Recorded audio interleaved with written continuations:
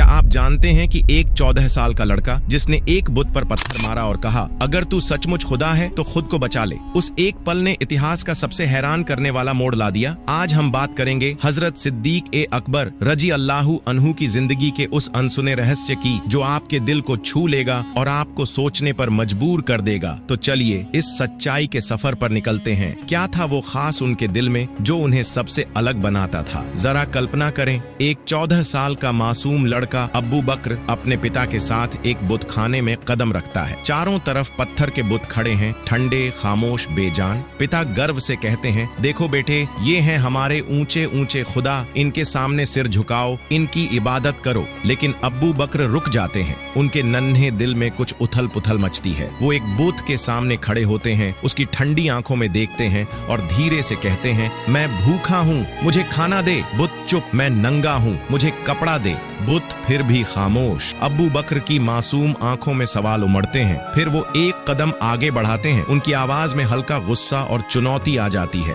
वो कहते हैं, अगर तू सचमुच खुदा है तो बोल क्यों नहीं रहा, मुझे जवाब दे। फिर एक पल ठहरता है, हवा में सन्नाटा पसर जाता है। अब्बू बकर जमीन से एक पत्थर उठाते हैं। उनकी छोटी सी मुट्ठी में वो पत्थर कांप रहा है, लेकिन उनका इरादा अडिग है। वो जोर से चिल्लाते हैं, मैं तुझे मारता हूँ, अगर तू खुदा है तो खुद को बचा ले। और वो पत्थर हवा में उड़ता है, सीधे बुत के सीने पर जा लगता है। धड़ाम, बुत जमीन पर गिर पड़ता है। पत्थर का बना वो खुदा टुकड़े टुकड़े हो जाता है। उसकी बेबसी सबके सामने नंगे पांव नाचने लगती है। बुत खाने में सन्नाटा छा जाता है, लेकिन अब्बू बकर के दिल में एक नई रोशनी जाग उठती है। ये वो पल था जब एक 14 साल के बच्चे ने सच को अपनी आंखों से परखा। वो समझ गए कि जो खुद को नहीं बचा सकता वो इंसान को क्या बचाएगा। ये नन्हा साहस, ये सवाल करने की हिम्मत आगे चलकर उन्हें इस्लाम का पहला सच्चा साथी बनाएगी। हजरत अब्बू बकर सिद्दीक रजी अल्लाहु अन्हु, उनकी जिंदगी का ये किस्सा हमें सिखाता है कि सच को ढूंढने की शुरुआत सवालों से होती है और जवाब हमें उस एक सच्चे खुदा तक ले जाता है। तो दोस्तों,